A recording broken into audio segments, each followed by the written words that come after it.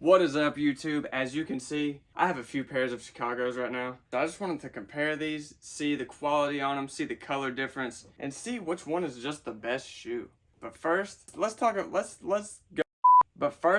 through how many pairs of Chicago's that there are. So as you know, we got the Lost and Founds. We got the 2013 Chicago's. And we also got the black toe mids.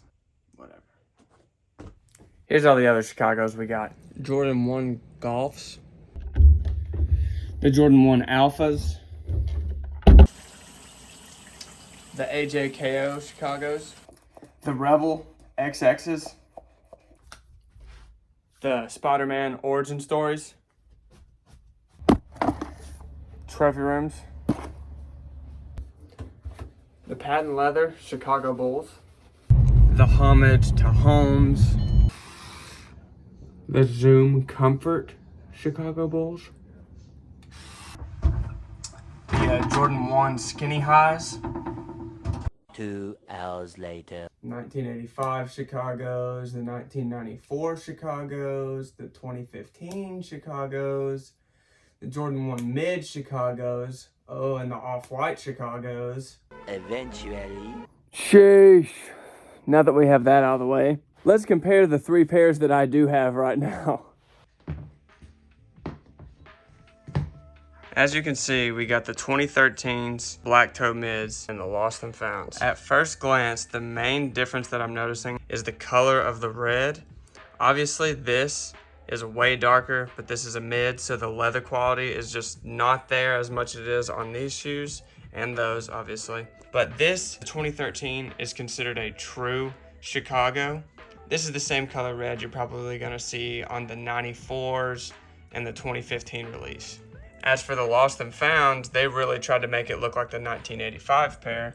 So compared to the 2013s, the red is a little bit more matte instead of shiny, and it's also a darker red to mimic the 1985 Jordan 1s.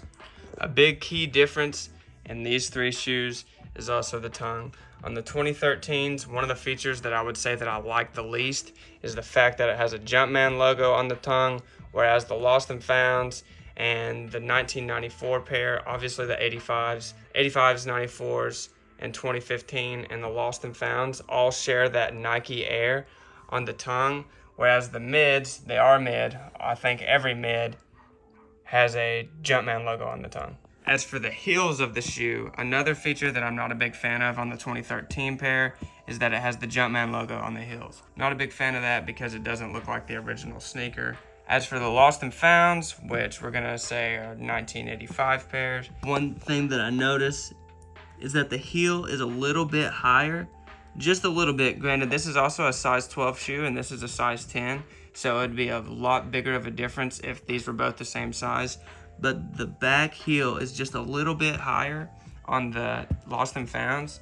And then of course these are a mid top, so big difference there. And this is a size 11.5, so that it would be an even bigger difference if I had a size 10 in all three of these pairs. One thing I noticed from the difference of a mid and then an actual Jordan 1 is that this little tab right here is a lot wider than it is on this pair. And the 2013 is kind of right in between the length of that one, the skinniness of that one, and just the thickness of this one. It's kind of right in between those two.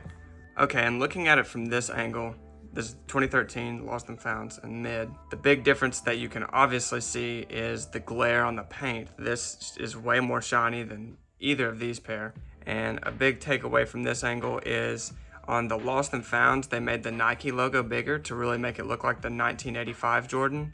So if you notice, there's a lot less space from here to here on this shoe than there is here and then there on that shoe. There's a lot less space on this one because they did make the Nike check bigger. Another big difference is the Wings logo. On the 2013 pair, it almost feels like a sticker, like this is like a part of the heel tab up here. It goes in, it's a little bit concave, whereas the Lost and Founds is convex, meaning it comes out. It literally sticks out from the shoe, whereas on this one, it goes in just barely, but on the mids, it goes in quite a bit. There's not a big difference on the bottom of the shoes. Also, the bottom of this is nasty. These have drip grip on them.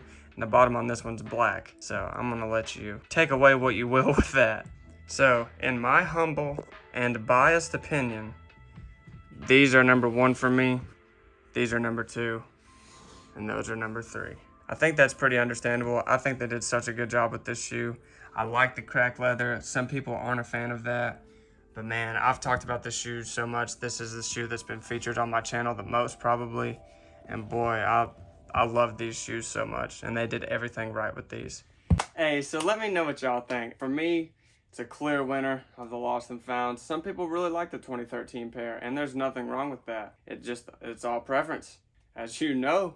Also, if you're a frequent viewer of my channel, this pair of Air Force Ones right here, I believe I'm going to do that again on these. It's going to take some time. I don't know if I'll make a video on the process of doing that, but I do think I like the idea of doing the same thing to that shoe and then selling them and see how much profit I can make. There's a couple other ideas that I really liked. Like one of my homies was like, yo, you should take this shoe and make your own colorway on it. And I really like that idea too. But man, I don't know what I would do. And I feel like that would take so much time. But I think I've decided that I'm going to do the other pair and see how much I can flip them for. And if I flip them, then that's just more money that I can put towards showcasing another pair of sneakers. Also, I mentioned in my last video that I have a crazy pair of sneakers on the way. I bought this pair of shoes, and I don't want to let you know what it is, but I bought this pair of shoes on January 21st, and today, while I'm recording this, is February 1st, and I bought them on GOAT. It still says that it's in the process of the seller shipping them, and if you've ever sold on GOAT, you know that as a seller, you have 3 days to ship the shoes. So I've reached out to GOAT support several times, and they're like, oh, we know this is taking longer than expected, whatever, but still haven't got my shoes, but I still haven't canceled the order because I got a great deal on this pair, and they've already increased by $100 on the price that I was able to get them at. So it's like, no, I'll wait as long as I need to, as long as I can get these shoes in my hands, but we'll see what happens. But let me know, what's your favorite Jordan 1? So that's it for this video, guys. I really appreciate all of you. Thank you so much for just all the love and support. I'm trying to grind out and get as many videos out as possible because I just love doing this. It makes me feel good, and even if my videos don't get a lot of views, man, I just enjoy doing this, and I'm so thankful for everyone that supports me. So that's it, guys. Thank you so much for watching, viewing, liking, commenting, and subscribing, and I will see you guys in the next video.